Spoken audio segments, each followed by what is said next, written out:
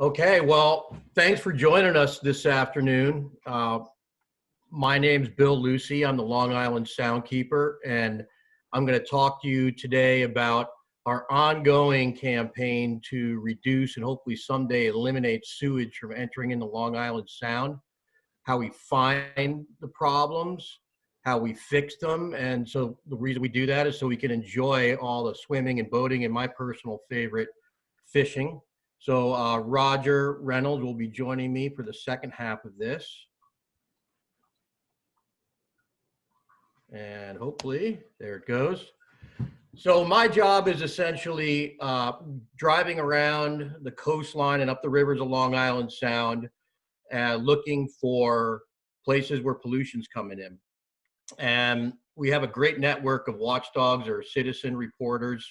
And when they see sewage discharge or they smell some kind of odor coming out of a pipe, they send us pictures and tell us where to go, and we'll directly go and sample. We'll take that sample and we'll bring it to our water quality lab and run those. And if the fecal bacteria indicators are too high, then what we do is we contact the municipality that's in charge of that system. And sometimes we don't get the best response. We'll involve the regulators, either the state DEC or Connecticut DEEP or the EPA. And as Kurt mentioned, sometimes we do go to the press. That's been a fairly effective method to get these cleaned up. And one project I'm working on is I'm GPSing all the outfalls in all of Long Island Sound. And you can imagine there's a lot of them. So I can't go and test every single pipe, though it'd be good to know where they all are. We've made some good progress on that. So we have to use big data. We're a small organization, so we have to use resources wisely. And what this is our refurbished Sound Health Explorer. It's much more user-friendly. Martin Hain put this together with our water quality team, and all the dots on there represent beaches, because any place that's accessible to public swimming, the municipality or the state has to do weekly samples by law to make sure that people aren't diving in the water when the bacteria levels are too high. So that's what all those are. And this is an interactive site, so you can drill down into each of those circles and get some more information. So we use that big data to find the problem beaches we want to focus on. This example is Shady Beach. It got a D+, so something's going on there. And we can go back in time and say, hey, maybe it was getting A's and B's until one year all of a sudden it got a D+. Maybe a pipe broke or there's something going on, and we'll try and figure it out, track down that pollution. And the other thing that Kurt mentioned, another big data effort, is a unified water study. And so this is the same map that shows all the bays and harbors where we have 23 groups, including our own, collecting ambient water quality data: temperature, dissolved oxygen, water clarity. And we put that into a model that's been designed by our science advisors at UConn and URI. And we come up with the letter grade, which Kurt also showed you. And I'm going to go into a little bit more detail on it. If you notice, you have the main channel, and these are all floating buoys that are maintained by states and universities that have constant data generation. So they get one letter grade, but the ecology of the nearshore bays and harbors is very different than the Central Sound. So for example, out here in the Eastern Basin, you have fantastic water quality because of all the flushing. A lot of the beaches are getting A's and B's, but you have this D-. So we know something's going on there. There's a sewage treatment plant. There's fertilizer runoff. It's a cross border with Rhode Island, so you have issues there. And of course, as you go to the western end of the Sound, where it doesn't flush that well, so it's naturally going to be a little bit easier to pollute. And then you dump on top of that some of the most densely populated turf in the world, and we get a lot of these problems down here, these C's and D's and F's. And that's where we are now. The Nitrogen Action Plan is over 15 years old and did a great job at improving the sewage treatment plants. And Connecticut actually is one of the best records for nitrogen reduction from their plants, but we have chronic problems. This is Blackrock Harbor. Here's some effluent coming out. This is from 40 plus 50 years of releases into the harbor, which result in these fish kills. So we are working closely with Blackrock, the Bridgeport WPCA. They have new leadership there. This year was one of the best years ever reported. Their old broken down plant was run much better. There weren't as many complaints, but we're going to look at that very closely, and we have our attorneys tracking their long-term control plan. And I'm going to hand it off to Roger now, because that's where the rubber meets the road as far as action. Great, thanks, Bill. And while I'm getting up my screen, I'm Roger Reynolds. I'm the Senior Legal Counsel for Save the Sound. Let's see. And welcome, and thanks for joining us. Great. So Bill's talked about finding the pollution. When he does that, he comes back, and we as a team, not just the legal team, but the monitoring folks, the folks out on the boat, and the legal team all sit down and figure out how to fix it. You know, best case scenario, it's an easy fix. It's a direct problem. We can go to the source, to the municipality, to the other source, and say, hey, we got a problem, fix it. And if they can do that, it's done, move on to the next one. If it's a little bigger problem that's gonna take more years to study, more resources, then that's a bigger conversation, but it's always a conversation. And sewage is not the only thing we do by any stretch, but it's a good example when we have 10 or 15 minutes to talk about and give you a sense of how we work. So both in Connecticut and New York, we have sewage right to know statutes. Our staff and our organizations were critical to getting both of those passed in both states. And what it does is requires sewage treatment plants and municipalities to report when their sewage overflows. And what this is a map, is just a screenshot showing where the sewage overflows are at any given time, over any given period of time. And this is very valuable to the public to know when you can swim or when you can't. It's not very user-friendly. As you can see, you have to go to a site, you have to look it up. We're working on new legislation to make it more user-friendly. But it's a good source of information for us too, because we can know where the problems are and where we have to go to fix them.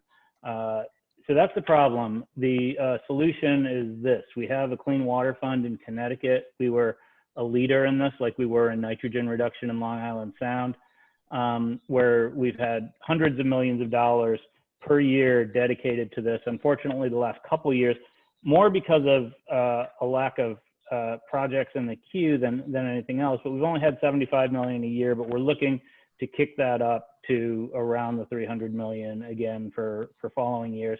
And what this does, these are expensive problems, and this gives them ways to address these problems without bankrupting the municipalities. Otherwise, it would be very difficult and they would never get done. So there are problems and there are solutions.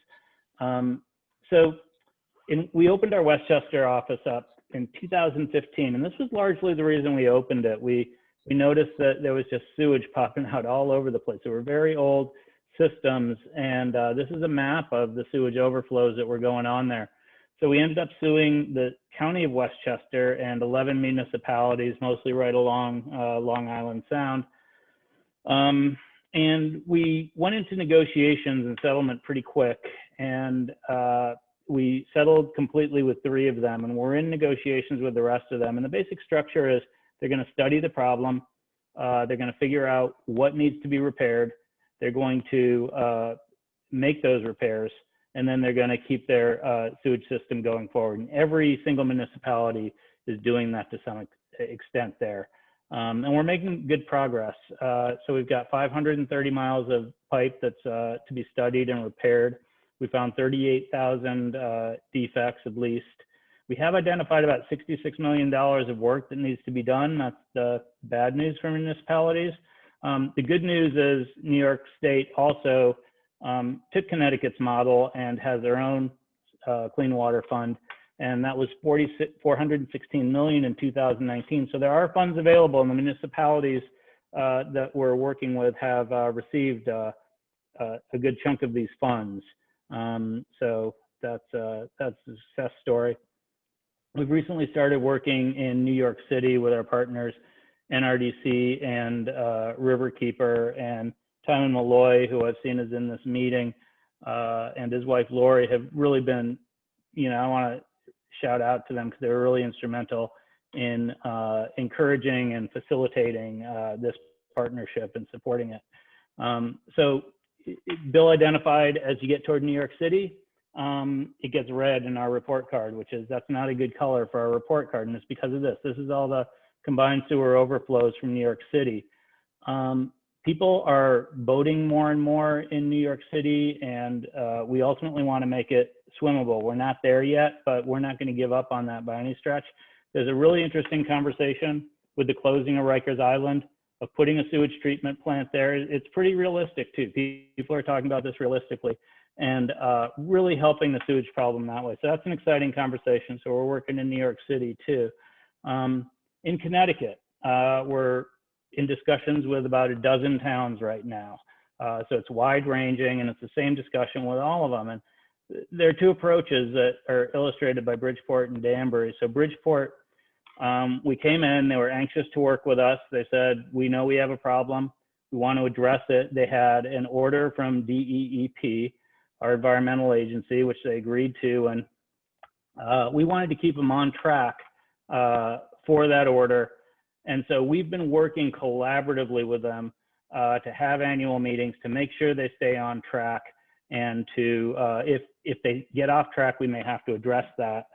But that's been a good relationship and a good collaborative relationship. And Bill is like best friends with the director of that WPCA there and deals with her on a regular basis. So that's great. Danbury took a different approach. Roger, just want to let you know that time's almost running out. Sure. So I'll wrap it up. Danbury took a different approach. They did not want to talk to us. They did not want to deal with us. So we had no choice but to go to court. We did that, and ultimately they were discharging 450,000 gallons of raw sewage within 5 years. So we did go to court, and we got penalties in order to maintain the system, and they have not had significant discharges since then. As I said, we're in discussions with about a dozen towns. We hope those discussions are collaborative, and that's certainly our intent. But if not, we are prepared. And so this is the fish, and the whale is the one we want to be doing the fishing. The whales and the dolphins and all the wildlife. So I think we got some time to take some questions, or just if you want to hear some folks talk about more subjects. We also have Tracy Brown on, who many of you may know is a regional water quality director for Save the Sound. Tracy, do you want to, let me stop sharing. And it'll be a little more interactive, I think, that way. You want to raise your hand, Tracy? No, I was just saying hi. Good presentation. Thank you, Roger. Maybe you want to share the report card grades just as a background for people to look at while we consider questions. Sure. Do you want to do that, Bill?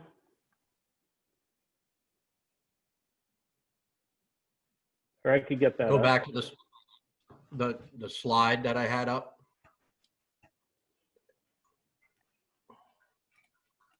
Have any questions or comments while Bill brings that up? Yeah, no comments have come through the chat. There we go.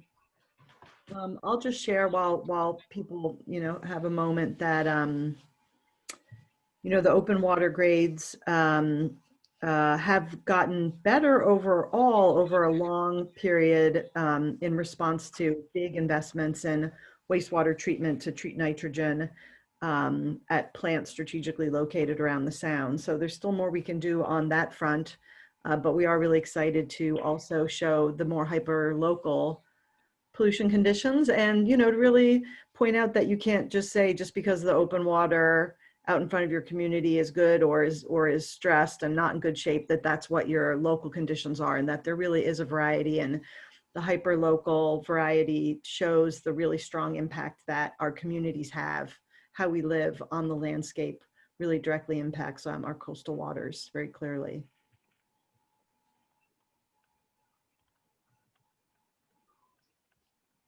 So we just had something come from Christine Sutter. I hope I'm saying that correctly. Hi, I'm down in Huntington Harbor, wondering how our harbor is doing in terms of fecal bacteria and nitrogen. That's a great question. Why don't we let Peter take that one? Because we have a number of segments of Huntington, the Huntington Bays, and including Huntington Harbor. We monitor. Yeah, sure. I'd be happy to. Our partner group that monitors as part of the Unified Water Study that Kurt brought up is Cornell Water. What are they called? Cornell, Suffolk County Cornell Extension of Water Quality Marine Program. It's a real mouthful, but it's Cornell. And in Northport Huntington, you can see multiple grades. There's, I think there's about 3 C's, 2 B's, and another C. That is our workhorse of a group, by the way. Each one of those sub-embayments in the Northport Huntington complex is essentially treated as an embayment. It gets the full suite of treatment. So they are out on the water all the time. The Unified Water Study doesn't address fecal bacteria, but I'd encourage you to look at the beach report that we put out for that on Sound Health Explorer, and look at the beach data that Bill was sharing to look at public beaches in the area. I do believe the easternmost, which might be Northport Harbor, did recently have some issues with their stormwater that may have been impacting. Roger may know more about this with an EPA consent order that's coming out for that embayment, sub-embayment. But anyhow, I'd encourage you to go on here. And one of the great things about the report card, I don't have it all memorized, even though I wish, sometimes I think I do. You could go into any one of these, Centerpoint, Lloyd's Harbor, Huntington Bay, and check, and we have challenges associated. And we did those based on a nitrogen model from one of our science advisors, and on impervious coverage, which we use to check on stormwater challenges. So check it out. I hope that just answered your question. I was giving Roger some crap for calling that whale a fish, so it's kind of distracting me, even though he knows it's a mammal. So, yeah, I'd just like to add the name of the site that you want to go to is soundhealthexplorer.org. And for the beaches, you want to go into the swimmable section. And for the latest Long Island Sound grade, you would go to the fishable section of the site. Okay. Yeah, I asked the question because we have the sewage treatment plant down here. And I know they don't smell great to begin with, but in the past couple of months, it's been like absolutely overpowering. yeah. So I don't know, if something different is going on there or what. We get that a lot, and that's just, they're off-gassing and doing things. And I think there's requirements on when they do that, and it can be kind of obnoxious. I'm actually digging into the Sound Health Explorer because you kind of piqued my curiosity. So Centerport, for example, one of the leading nitrogen contributors going into the algal blooms that are reported there is from septic. And that's based on a nitrogen model that looks at septic, fertilizer, atmospheric deposition, sewer, and anything that's over 30% in one of these bays that we have seen like algal blooms in, we list as a challenge. So in that case, for Centerport specifically, which is one of them, we list septic and on-site. And that's something, of course, Suffolk County has been working on, but that's something the tool can kind of help us with. And we do look forward to going to all these communities and helping them use it in that way, to be like, hey, we don't like that D in this seaweed grade. What do we do? And cut down nitrogen. Here's your leading sources. And it's going to be useful. We're really looking forward to using it that way. One other thing with the sewage treatment plants, a lot of times it's how they're run. As I mentioned, Blackrock Harbor, this was the first year we didn't get a lot of complaints about smell. And in previous years, you've been able to smell it many times from I-95. So one way to check on that and get involved is go to your local water pollution control board and attend a meeting and ask them, why is it so, what's going on with the management of the plant that I can smell it so much this year? That'd be one suggestion to find out. Great suggestion. And That's Bill, a great suggestion. So we have another question from Lindsay Suter. She helped me correct the spelling, the pronunciation. It's Suter.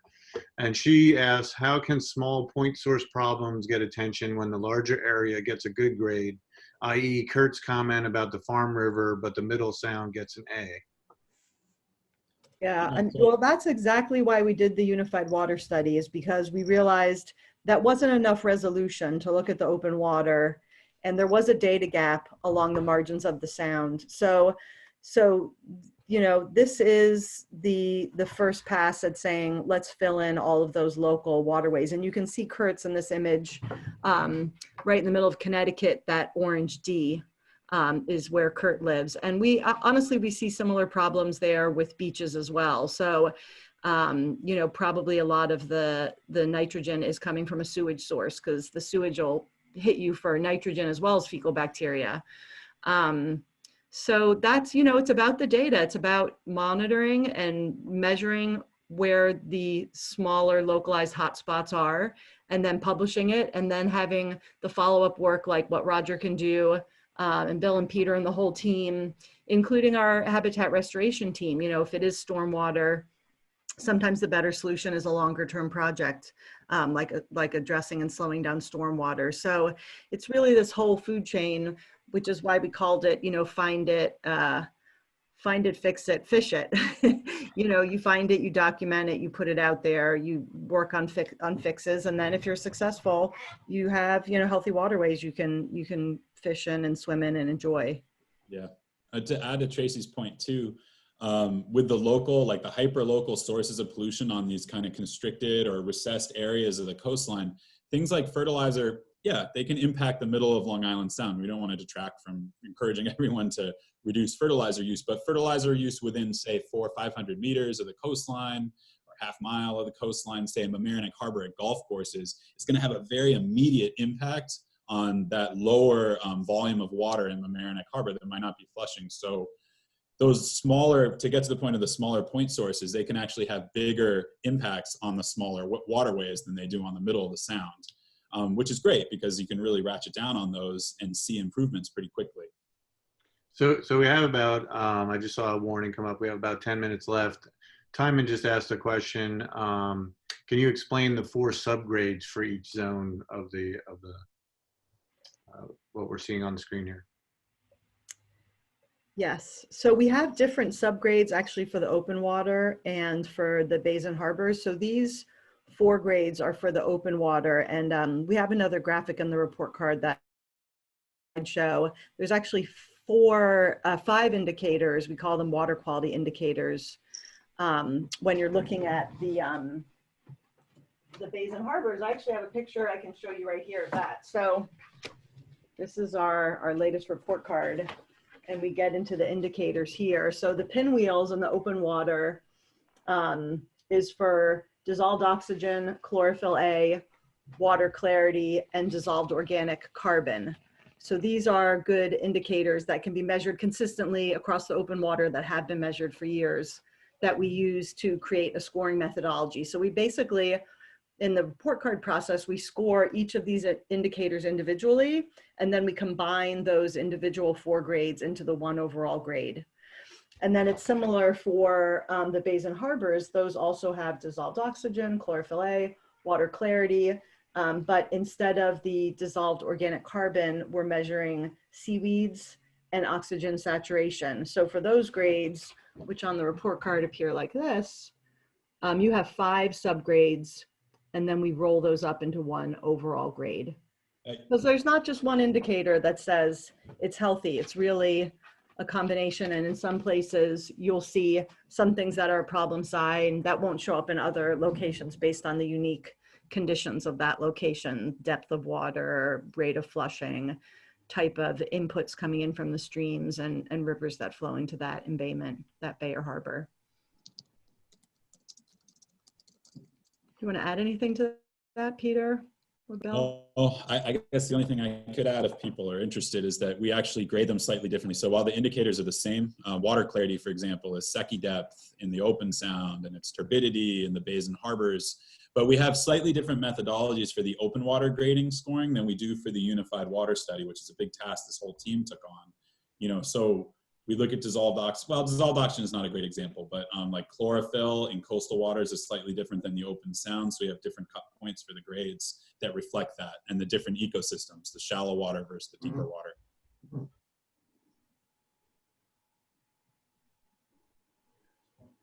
Okay, it sounds like we're probably winding down soon. I'm not sure if this will automatically kick us back into the other meeting, but if anybody has any last minute questions, please ask them now. I'll just make one more statement. we'll see if a question pops up. But you know, one of the things. May I ask a question? Yes, please. Yeah, this is Paul Petching. I'm calling on the phone.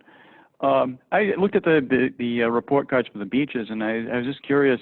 Rocky Neck State Park received a C+, but all the beaches around there received B+, A-, and A's. So do you have any ideas as to what might be going on there? That's a good question. I don't think we have drilled down into that location. You know, I would say maybe it's a stormwater drainage point where it's getting more stormwater directly to that location than the neighboring beaches, or it could be something we found in some locations. It's actually, you know, the toilet and bathing facilities right at the beaches can sometimes be in disrepair, or you could have a mass of wildlife. You could also have like a big seagull or a goose problem. So we'd have to follow up, but that's a good question. We should look at that. And that's exactly why we do this, is so we can look at those spots and answer those questions. All right, thank you. Yeah, we'll follow up on that. Yeah, every year we get the grades and we look and see, okay, what's an anomaly? What's one of our ongoing problem areas? And we kind of prioritize follow-up as a team.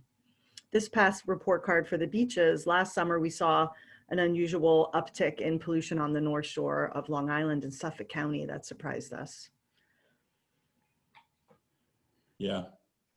And that one actually we brought to the Suffolk County Department of Health's attention, and they're going to look into what looks like there could be stormwater drainage that goes under the bluff there and then pools up and then builds up, and then another event like pushes it out into the water. And while it's sitting there, all kinds of things could be happening. So they're looking at that actually, and we may see an improvement on that in the future. Are you talking about the bluffs like around Kings Park area? Yeah, like our stretch of beaches, I think it's called Kings Park, but that whole stretch of eastern Long Island where there's the bluffs, then, you know, there's all the beaches where you have to go down the stairs to get to them. There's stormwater outfalls that kind of cut through and discharge at the bottom to avoid erosion, of course, but they're discharging kind of at points that are underneath, and then the water is pooling up according to the health department, and then it sits and kind of stagnates for a while, and then it pushes in towards the beaches. And they think that may have contributed to that kind of decline that we saw. I was just curious because there's a big pending development in that area going in.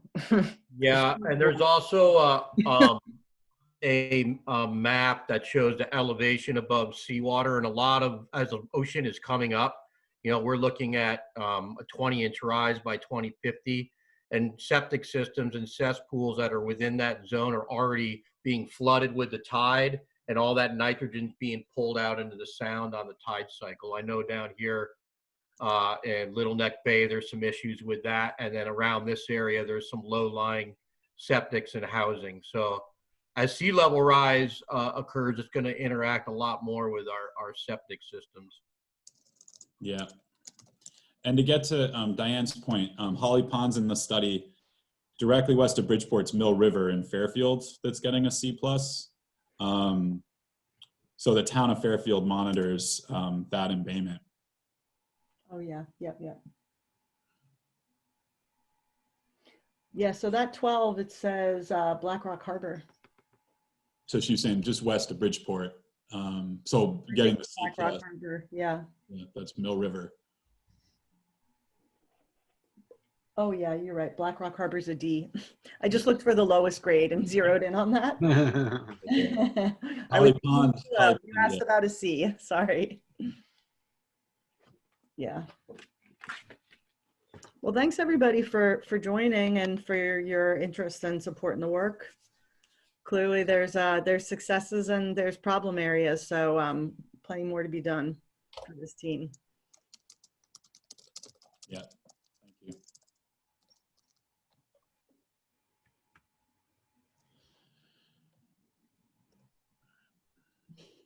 So there still seems to be some back and forth about the whales and fish. No, I didn't mean to just, I was messing with Roger, and I shouldn't have said it publicly. We have two more minutes left, and I think it has been clearly defined that a whale is not a fish. No, yeah. And a whale eats fish.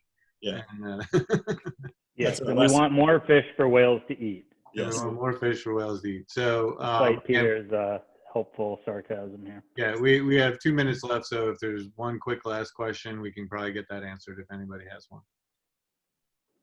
Oh, we had Amelia on. That's great. Hey, Amelia and George. I don't know if this is a quick question, but I wanted to ask how you guys feel that the new updated septic systems are doing. Like On Long Island? yeah, the ones that they're having people put in on Long Island.